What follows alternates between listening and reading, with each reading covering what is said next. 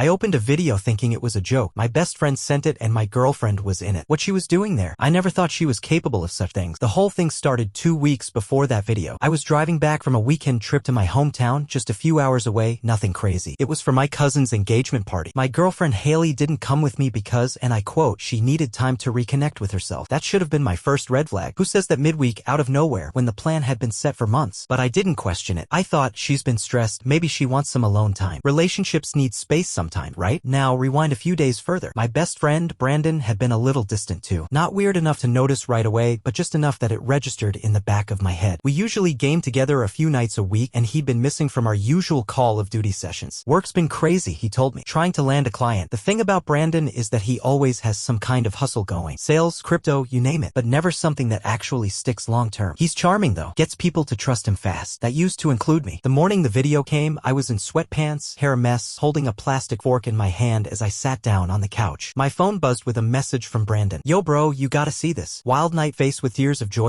It had a video file attached. I didn't think much of it. Maybe a club fight, maybe some drunk karaoke. That's typical Brandon stuff. I clicked it. I remember this part so clearly because my hand actually froze halfway to my mouth with the fork. The video opened with the familiar view of Brandon's apartment. Low lighting, music in the background, some dumb LED lights on the ceiling. Then it cuts to a close-up. Haley, on his couch, wearing the hoodie I'd left at her place. My hoodie. I dropped the fork and it clanged on the floor like a shot went off in the room. I couldn't breathe for a second. You know that moment when your body knows something before your brain does? My stomach felt like it flipped upside down. At first, I thought maybe it was a prank, like some sick joke they planned, but there was no humor in it. None. What came next was enough to make my whole world tilt. Brandon's voice, off camera at first, said her name. Haley. She laughed. That laugh she does when she's tipsy and acting like she's better than everyone in the room. The way she looked at the camera, smug, not embarrassed, not shy, like she knew I'd see it. Or worse, like she didn't even care. I didn't watch the rest. I closed the video, put my phone down on the table, and just sat there, completely silent. The microwave beeped in the background like it was mocking me. My food was ready, but my appetite had vanished into thin air. I tried calling Brandon right then, straight to voicemail. I texted him, what the hell is this? Nothing. I texted again, still nothing. Then I messaged Haley, just one word, why? 3 dots showed up, then they disappeared, then showed up again, and disappeared again. She didn't answer me that day. That was just the start, because later that afternoon I got another message from Brandon. Wrong file bro. That wasn't for you. Like that made it better. Like that somehow excused the fact that my best friend had just shown me in 1080p clarity that he was sleeping with my girlfriend. I didn't respond, not because I didn't have words, but because I had too many. Instead, I drove. I grabbed my keys, slammed the door, and got in my car without a destination. I just needed air. I needed to move. I needed to figure out how the hell I missed this. And that's when I started piecing it together. The excuses, the missed calls, the changed plans, the little comments Brandon made that I had brushed off at the time. There was this one time about a month ago when we were all hanging out, me, Brandon, Haley, and 2 other friends. Brandon had joked about how Haley always ordered food like she's the queen of France. It was a weird joke, kind of random. Haley looked at him and smirked but said nothing. I remember thinking, that's oddly specific, but it passed. Just another moment you store in your brain but don't know why. Until now, I had always believed that if you loved someone and trusted them, that was enough. But sitting in my car that day, replaying everything in my head, I realized something I didn't want to admit out loud. Neither of them had ever really loved me. And worse, they probably loved themselves too much to even feel guilty. After about 2 hours of just aimless driving, I found myself in the parking lot of this old 24-hour diner we used to hit after high school parties. Brandon and I sat in that booth near the jukebox more times than I could count, splitting onion rings and laughing about dumb stuff we thought mattered. I didn't go inside, just sat in my car staring at it, wondering how many of those moments were real and how many were just filler in a friendship that apparently meant nothing to him. Haley finally responded that night. The message was so short, so casual, I actually laughed out loud when I read it. Let's talk tomorrow. You're overreacting. Overreacting? I don't know what kind of mental gymnastics someone has to do to call a reaction to betrayal overreacting, but that text confirmed everything I was starting to suspect. She didn't care. Not even a little. And the worst part was how unsurprised I was by her tone. It hit me that I'd been making excuses for her for a long time. Like how she always made every date night about her. If I wanted to go somewhere casual, she'd get annoyed and say, I don't dress up for burgers. If I brought her to a nice place, she'd criticize the menu, say the portions were depressing or that the place tried too hard. Every single time it was something, but I kept trying, thinking if I just got it right once, she'd be happy. I used to think she was just picky. Now I saw it for what it really was. Selfishness wrapped in fake sophistication. And Brandon, man, he'd been shady for a while too, but I kept giving him a pass. There was this party back in December. Everyone was drinking, music was blasting, and I lost track of Haley for a bit. I found her outside on the porch, Brandon sitting way too close to her. She told me they were just talking about stocks, which should have been the biggest red flag of all. Neither of them had ever invested in anything more than takeout, but I let it slide. I wanted to believe people were better than they they were. The next day, I didn't meet Haley. I didn't answer her calls. Instead, I went full investigator mode. I needed the truth, not just what they were willing to admit. First thing I did, called up my buddy Nick. Nick's the kind of guy who works in IT, but also has a nose for digital dirt. I told him everything, showed him the video, and asked if there was a way to see when that clip was taken. He had me forward it to him. About 2 hours later, he called me back with timestamps and metadata. Turns out that video was recorded 3 nights before I left town for the engagement party. That Friday, when Haley said she had a self-care night and wanted space, she even texted me a photo of a bath bomb and a glass of wine. Turns out she was using stock images. Nick reverse searched them and showed me the link. Let me say that again for the people in the back. My girlfriend faked a spa night with a stock photo so she could hook up with my best friend while I was packing to see my family. Still think I'm overreacting, Haley? But it gets worse. So much worse. That same night, I started going through old group chat messages. Just me, Brandon, Haley, and a few others from our circle. At first glance, nothing stood out. But then I started noticing how many times they responded to each other's jokes directly. Like little inside jokes. Stuff that had nothing to do with the rest of us. Brandon would say something dumb, and Haley would reply with LMAO like last time face with tears of joy.